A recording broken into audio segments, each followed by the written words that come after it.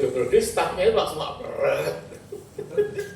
Begitu kemudian tanyakan ke kita, kalau 2026 jelas sangat tidak mungkin saya sampaikan. Karena apa? 2026 itu tinggal menghitung hari. Kemudian double degree itu perlu banyak persetujuan, perlu banyak deal-deal dengan universitas di luar. Kalau kemudian di 18 bulan saja itu kemudian tidak diperbolehkan untuk ke kampus utamanya selama sekian hari, bagaimana dengan double degree? Ya, double degree itu pasti ada kemudian deal sekian persen ada di sana atau semester ada di sana, sekian persen ada di sini. Itu sudah tidak mungkin. Makanya ini perlu Bapak sekalian di prodi untuk kemudian juga bisa mengarrange bagaimana kemudian mekanisme double degree jika memungkinkan. Atau dilakukan summer course. Kalau summer course mungkin, karena biasanya dilakukan ya 2 minggu, dan ini harapannya kalau summer course pun tidak mungkin yang di Salor itu nanti di Australia, dia mungkin akan dibawa ke Singapura. Kenapa? Karena kalau dengan di Australia ini agak berkaitan dengan politis, karena dia ditempatkan di Salor di Papua. Kalau kemudian namus course-nya di Australia agak berisiko. Makanya di Australia nanti barangkali yang ada di Bahiran atau yang di Maluku dan seterusnya. Ini yang memungkinkan. Kemudian diharapkan kurikulum yang kita susun itu customize. Yang diusahakan itu science and engineering, misalkan ada sosial, basisnya adalah social science. Harapannya demikian, harapannya. Sehingga kurikulumnya nanti memang kalau bisa ya agak di customize. Kemudian yang berikutnya arahnya pastinya bersifat praktikal dan implementatif yang bisa membuka lapangan kerja dan aplikatif dan juga diberikan muatan kewirausahaan. Ini harapannya memang kemudian bisa membuka kawasan ekonomi baru di tempat mereka mengabdi. Karena harapannya ketika mereka kemudian diberikan muatan kewirausahaan, mahasiswa atau lulusan ini kemudian bisa membuka lapangan usaha di tempat dia mengabdi, sehingga harapannya dia menggerakkan perekonomian di daerah tersebut. Harapannya memang cukup besar. Kemudian karena diharapkan dibuka lapangan kerja, jika dimungkinkan proses pembelajaran bisa menghadirkan praktisi industri, praktisi bisnis, para CEO dan investor. Ini yang memang agak berat. Begitu kan disampaikan, yaitu teman-teman dari dirjen di Kementerian juga langsung ketawa gitu. Tapi begitu akhirnya pergi kita bahas, artinya barangkali memungkinkan dengan menggunakan mekanisme kuliah umum, bukan kemudian dia sebagai pengajar yang umum, atau kemudian menggantikan 1 atau 2 kali pertemuan yang digunakan untuk melakukan pembelajaran.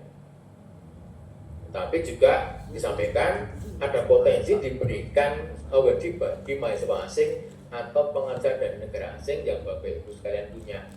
Misalkan kemarin contohkan ada teman-teman dari Jerman yang kemudian ada dari ITB atau IPB kebetulan punya kerjasama dengan teman di Jerman, itu kemudian bisa diajak ke tanah gajar dia menjadi pengajar, dan juga dia stay di situ selama beberapa minggu. Itu juga dimungkinkan dan itu akan dibiayai oleh kementerian. Sehingga dari hal-hal yang kemudian disampaikan tadi, 5 poin ini yang kemudian memang perlu kita pikirkan terkait dengan tadi mentor, kemudian terkait dengan joint atau double degree dan summer course, dan kemudian kalau kita sampaikan bahwa masing-masing prodi memang kemarin sudah kita tugasi untuk membuat double degree, tetapi jelas tidak mungkin kalau pada tahun 2026 akan langsung diterapkan. Kemudian terkait dengan kurikulum yang kemudian bisa kita cermati bersama-sama, dan harusnya nanti bisa memberikan muatan kewirausahaan di dalam kurikulum. tersebut. Saya kira itu yang sudah saya sampaikan. Terima kasih. Saya kembalikan ke Pak Dirut. Assalamualaikum warahmatullahi wabarakatuh.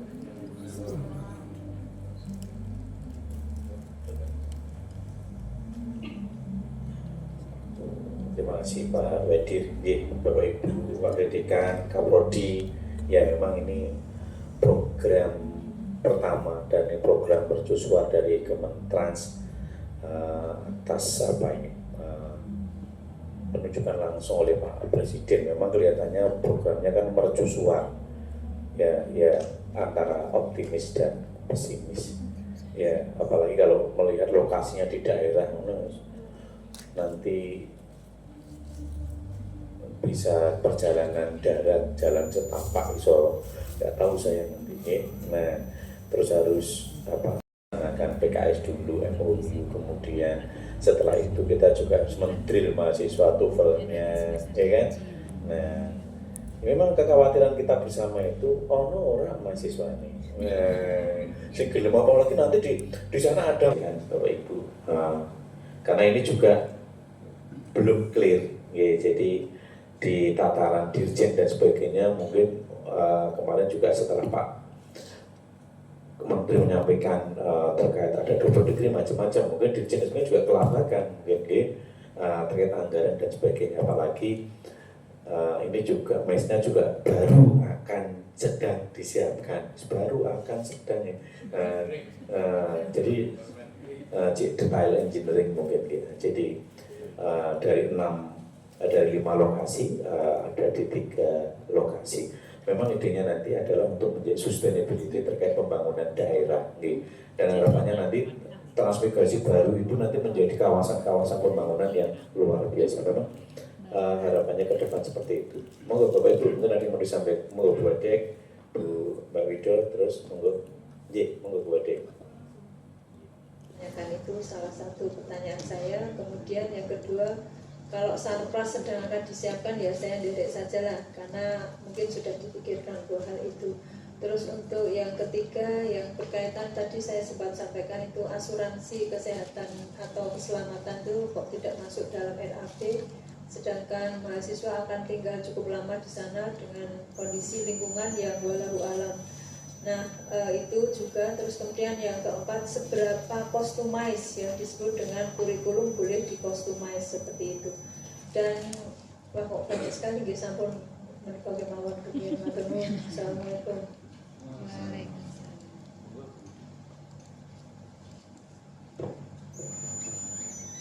Prof. Sesuai, terima kasih waktunya. Kalau soal anggaran kita juga masih menunggu dari Kementrans. Yang penting sesuai standar, tiwas dibuat nanti juga akhirnya dari sana kan mesti ada batasan. Yang kedua mungkin terkait dengan summer course atau double degree, memang kemarin kami di DPWK sama Prof. Wiwi dan juga dari Prof. Walter juga yang dari TUM berbincang terkait dengan kemungkinan double degree memang terlalu mepet dan cuma gitu ya. Itu pertanyaan tadi apa ya ada, maksudnya kan begitu kan. Tapi kok kelihatannya yang saya tangkap pada waktu itu tidak harus bahwa mahasiswa S2-nya itu dari alumni Undip. Karena bisa juga, nah ini yang mohon untuk dikonfirmasi Pak Dir ya. Jadi maba S2-nya itu adalah tidak harus putra daerah, tapi yang sekitar ada di sekitar daerah tersebut. Dengan cara begitu kemudian dia itu transportasinya gitu ya, itu tidak menjadi terlalu jauh antara posisi dia terlalu skeptis, optimis lah ya. Ini Pak Prabowo bisa ya, apalagi Kementerian juga bisa ya. Jadi kalau saya lihat yang tadi misalnya di kurikulum kan, nanti kita bersama-sama kita setting kurikulum yang sesuai ya, maupun nanti kurikulum juga ranahnya Bapak Ibu Kapolri yang sudah ada dan sebagainya. Nanti caranya mahasiswa bisa lulus 18 bulan, kemudian kuliah tadi misalnya satu dosen kita berangkatkan ke sana selama seminggu 5 hari. Kalau sehari bisa kuliah 2-3 pertemuan kan sudah lebih dari 50%. Seminggu satu dosen berangkat, nanti pulang ganti dosen kedua, ganti dosen, boleh aja. Kan cuma berapa mata kuliah, ya? Di S2 kan hanya berapa mata kuliah, mungkin 5-6 mata kuliah Bu Ruli. Terkait dengan nanti misalnya Kominfo dan ini mau disebar kemana, itu juga kewenangan dari Kementerian. Mereka yang nanti akan menggunakan staf ahli mereka untuk plotting terkait kebutuhan itu. Kita nggak perlu nggak perlu worry lah. Kemudian nanti yang lulusan, nah kita juga belum tahu persis nanti lulusan setelah lulus dari kita, kemudian tahun seperti apa ya. Bisa jadi nanti aturan berubah juga. Jangan-jangan setelah lulus mereka semua direkrut jadi PNS ya, kita juga nggak tahu kan. Bisa jadi nanti setelah lulus kemudian penempatan di mana, bisa jadi juga tidak. Memang di awal rencananya akan seperti itu karena nanti agar terjadi sustain, alumni kita tetap membantu di daerah sana, mungkin digaji setara S2. Mungkin kalau S2 mungkin sekitar 8 atau ya paling ya sekitar 8 sampai 10 juta. Lulusan S2 seperti ekspresi patriot gitu ya, Bu Wido yang S2 gajinya. Kemarin yang ekspresi patriot kan ada yang lulusan S1, ada yang lulusan S2 kan beda ya rate-nya. Kalau S2 sebenarnya nggak ada ketentuan. Oh, nggak ada ketentuan. Nah, mudah-mudahan nanti sambil mungkin magang di daerah-daerah sana, mungkin juga tidak difokus di desa itu, mungkin di kabupaten atau gimana, sehingga nanti juga ini menjadi catatan bagi kami. Kemudian ya terkait rate ya itu sudah ada patokan Bu ini, jadi memang rate-nya sudah maksimal seperti LPDP kemarin mereka akan menggunakan maunya lebih dari LPDP tapi nanti akan disebut BPK KPK kan. Jadi tetap ada batasan maksimalnya. Nah, yang Kesmas kita juga nanti belum tahu karena dari 14 yang kita usulkan kita nggak tahu nanti prodi mana yang dipilih oleh Kementerian. Nah, mereka juga akan memilih karena gini. Kalau total 1000 beasiswa, kemungkinan kan 50 prodi, satu prodi 20 mahasiswa, berarti kalau kita ada 7 perguruan tinggi kemungkinan akan diratakan masing-masing mungkin 7. Nah, terkait plotting mungkin tidak sama BWK ITB, BWK Undip dalam satu lokasi sebenarnya juga tidak. Saya tanya beberapa sekolah itu mereka tiap 3 bulan itu langsung ditransfer, termasuk apalagi nanti kalau takut-takuti ada semi militer dan sebagainya. Tetapi mudah-mudahan masih ada jiwa-jiwa patriot yang nanti pengen berjibaku untuk membangun daerah, mudah-mudahan. Saya pikir kok kita harus optimis. Pak, 5 menit tambah. Pembahasan kita sepertinya 3 semester itu by course gitu ya. Ya. Ada nggak kemungkinan nanti bahwa 3 semester itu by riset gitu?